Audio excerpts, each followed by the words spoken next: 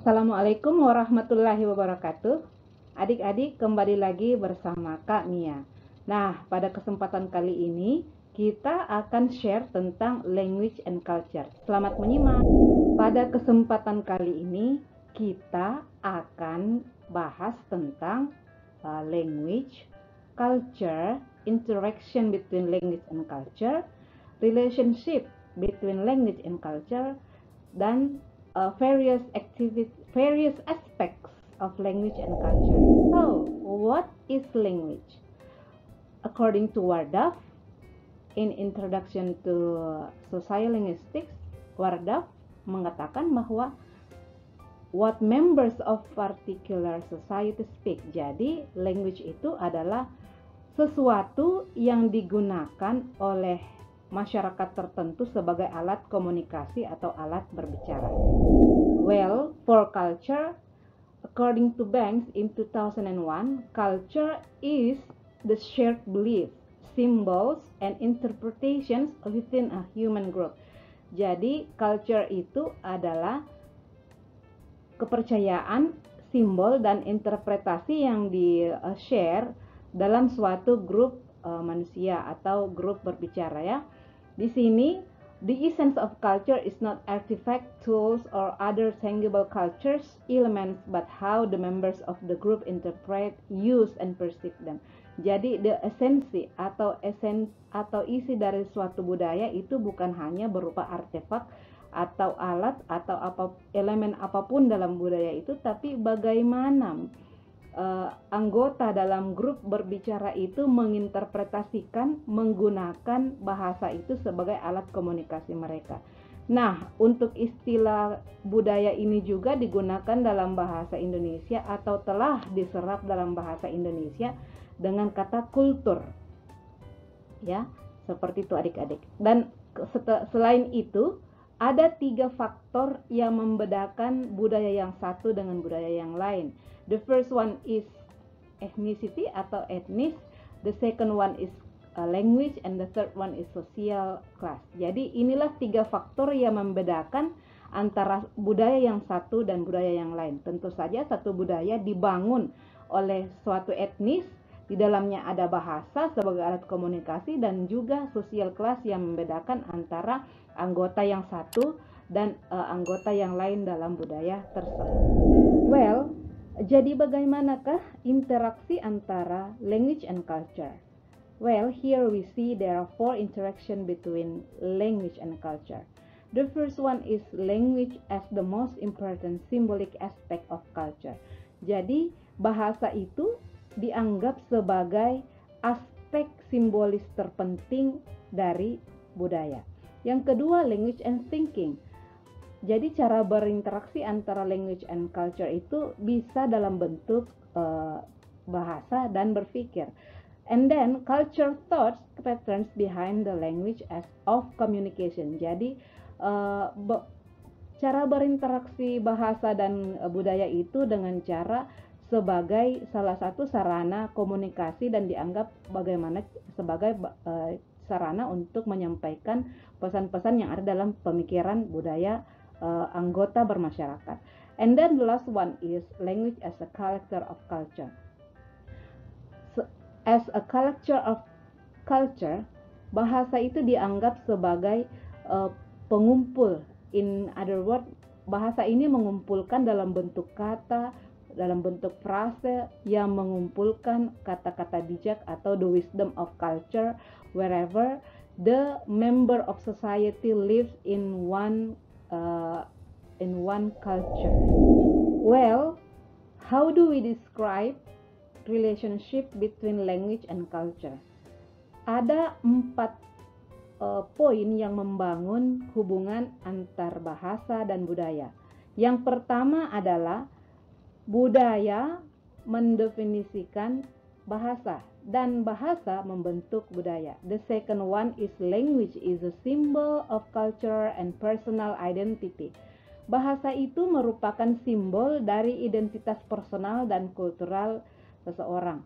And then the third one is culture groups have different world views based on their own culture shared experience. Jadi grup grup budaya dalam masyarakat itu memiliki pandangan yang berbeda berdasarkan pengalaman dari tiap-tiap budaya yang mereka miliki. Nah, the last one is language is the medium through which individuals transmit culture from generation to generation. Bahasa itu merupakan alat komunikasi yang mentransmit atau mentransfer budaya dari generasi ke generasi. Well, next we see various aspects of language and culture. Adapun aspek-aspek dari bahasa dan budaya itu, yang pertama yakni language and culture. The second one, the ethnography of communication, and then color terms, kinship terms, and then counting system. We will discuss this one by one. Language and gender. Language and gender is a still hot issues that observed until today. Jadi isu tentang language and gender ini masih merupakan suatu hal yang hangat dibicarakan dan diteliti hingga saat ini. Insya Allah untuk tema language and gender ini kita akan bahas di video selanjutnya. The ethnography of communication is the second aspect important in language and culture. Jadi etnografi komunikasi itu berhubungan dengan perbedaan budaya dalam tindak komunikasi. So it's a part of communication system. And the next one is the culture assumption which we have internalized in our childhood. Jadi etnografi komunikasi itu bisa kita lihat dari perbedaan budaya ketika kita berbicara, dan yang kedua adalah etnografi komunikasi itu terbangun sejak masa kecil kita. Jadi ini dianggap sebagai proses bersosialisasi atau guide untuk kita bersosialisasi sejak kita kecil. Jadi etnografi komunikasi ini telah terbangun sejak kita kecil. Well, for this session, insyaAllah we will have another meeting for video for this ethnography of communication. Color terms atau istilah warna. Dalam bahasa, terutama language and culture, untuk menggambarkan suatu bahasa atau suatu ide, kadang kita menggunakan color terms. Istilah warna ini sendiri bisa saja berupa kata atau frasa yang merujuk pada warna tertentu. Istilah warna ini bisa merujuk pada persepsi manusia tentang warna yang biasa didefinisikan sesuai dengan sistem warna. Nah, contohnya misalnya kita menyebut kata blonde. Di sini ada blonde. Blonde ini artinya pirang.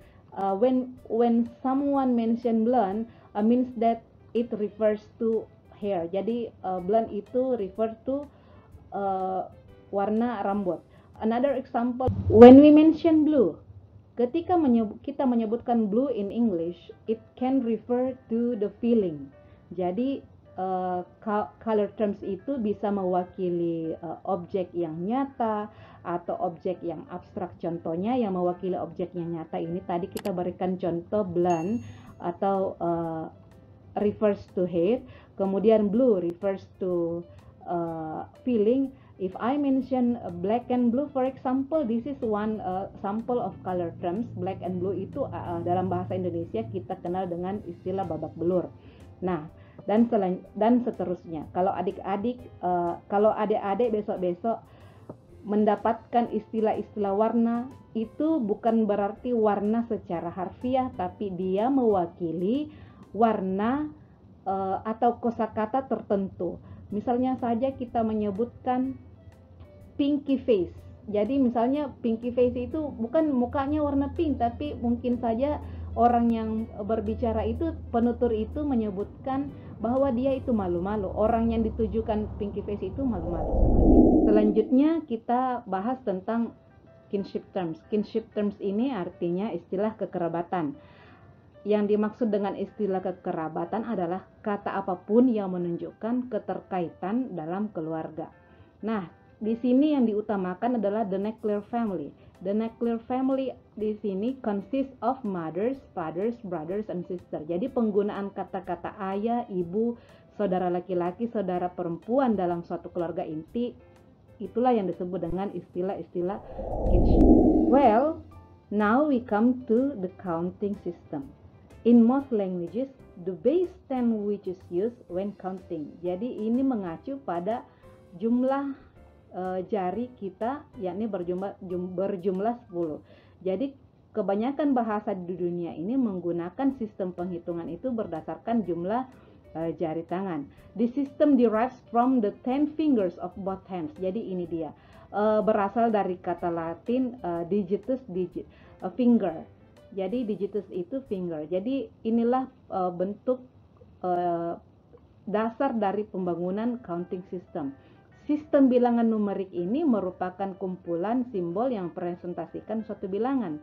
Misalnya ketika kita menyebut angka 1, ya 1 kodenya seperti ini. Jadi seperti itu. Dan ini juga merupakan salah satu dasar pembuatan keyboard pada komputer, yakni dengan menggunakan counting system ini merepresentasikan how we use our fingers to maintain how to touch the keyboard. Nah, adik-adik, demikian sharing kita tentang language and culture. Insya Allah kita akan bertemu lagi di video yang lain yang insya Allah bermanfaat. Hope you find this video helpful. I think that's all. Assalamualaikum warahmatullahi wabarakatuh.